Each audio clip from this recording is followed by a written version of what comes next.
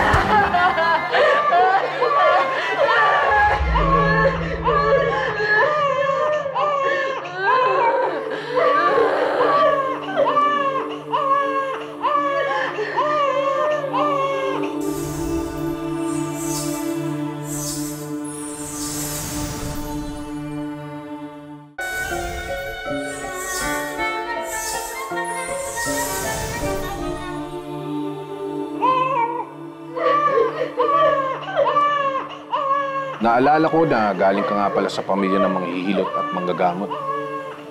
Kaya alam mo kung anong gagawin. Nakapanganak ka kahit walang tulong galing sa akin.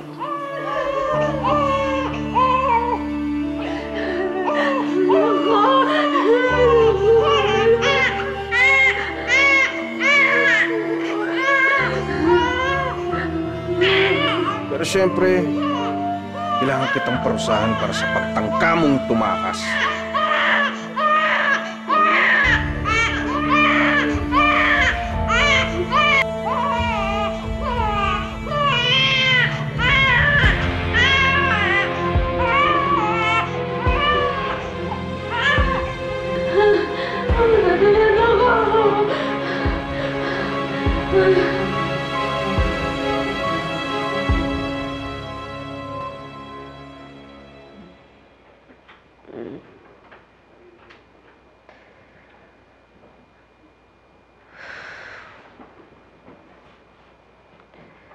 Nasaan ang anak ko?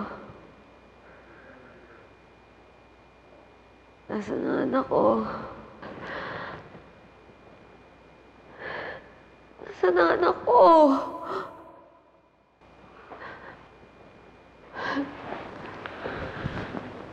Yan ang napala mo sa pagtangka mong tumakas.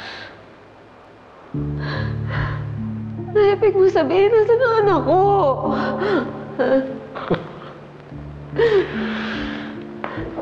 Sinubukan ko siyang mailabas.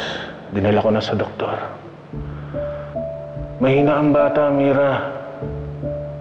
Namatay siya dahil sa tigas ng ulo mo. Hindi totoo yan, hindi totoo yan. Hindi totoo yan, naman siya anak ko.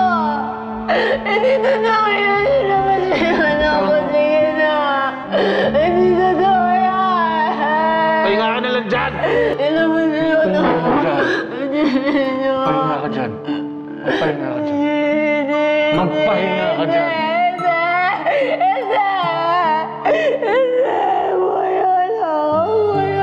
Huwag mo ka sa tulog. Hindi mo na siya makikita. Hindi mo na siya makikita.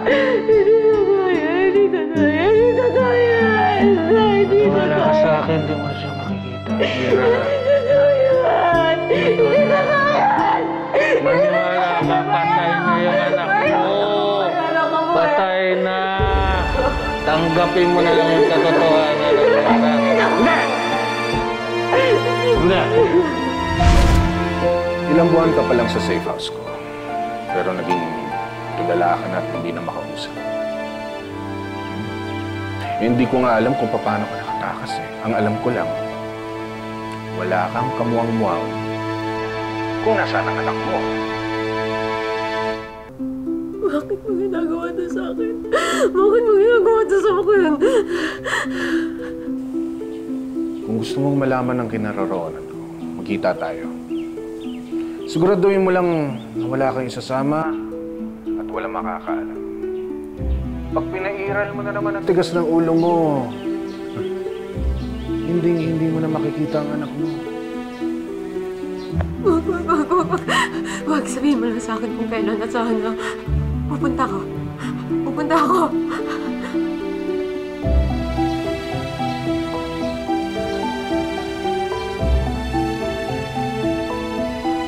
Sino ba yun? Amira, hoy! Teka, sasama ako. Saan ka pupunta? Hindi na, Emily. Kaya ko to. Amira! Ako mag-isa.